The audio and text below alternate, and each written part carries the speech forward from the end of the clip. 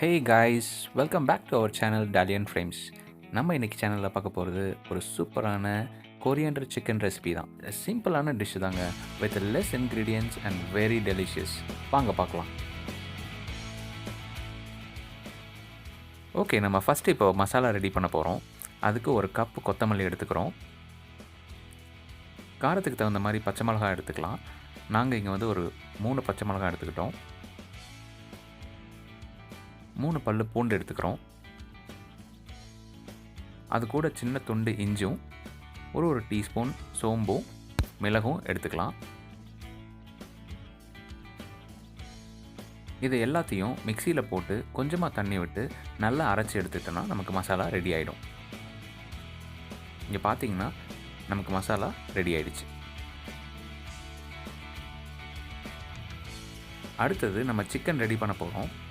அதுக்கு ஒரு பேனில் 2 டேபிள் ஸ்பூன் எண்ணெயை ஆட் பண்ணிக்கலாம்.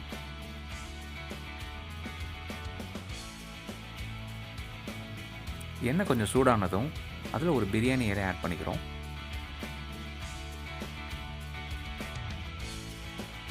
ஒரு கப் நல்லா பொடியாக நறுக்கின வெங்காயத்தையும் ஆட் பண்ணி நல்லா வதக்கிக்கலாம்.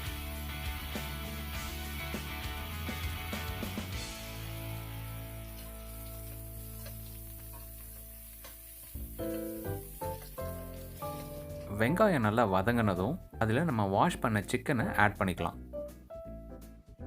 நான் மஞ்சத்தூள் போட்டு வாஷ் பண்ணிக்கிறதுனால நமக்கு சிக்கன் எல்லோ கலரில் தெரியுது. சிக்கனோட ஸ்மெல் போகிறதுக்காக மீடியம் ஃப்ளேமில் ஒரு 3 to 5 minutes வரைக்கும் நல்லா வதக்கிக்கலாம்.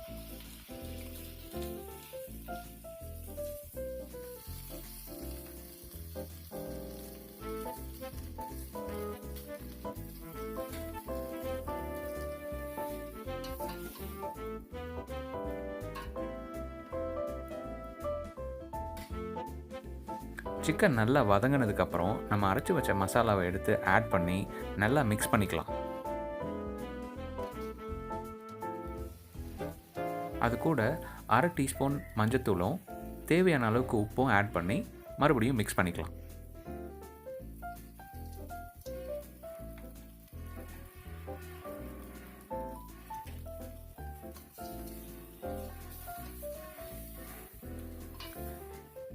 இப்போ நம்ம லிட்டை க்ளோஸ் பண்ணிவிட்டு ஒரு 15 minutes வரைக்கும் சிக்கனை குக் பண்ணலாம்.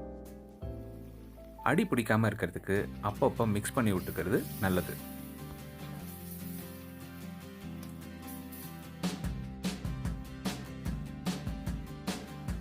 கடைசியாக 1 டீஸ்பூன் கரம் மசாலாவும் 1/2 எலுமிச்சம்பழம் சாறையும் ஆட் பண்ணிவிட்டு ஸ்டவ்வை ஆஃப் பண்ணிக்கலாம்.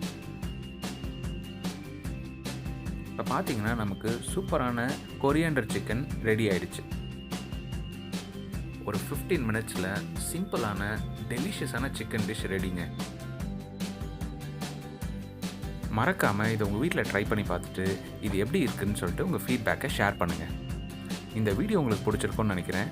இந்த மாதிரி வேறு சில சிம்பிளான டிஷ்ஷஸோட உங்களை நெக்ஸ்ட் வீடியோவில் மீட் பண்ணுறேன். Until then, bye.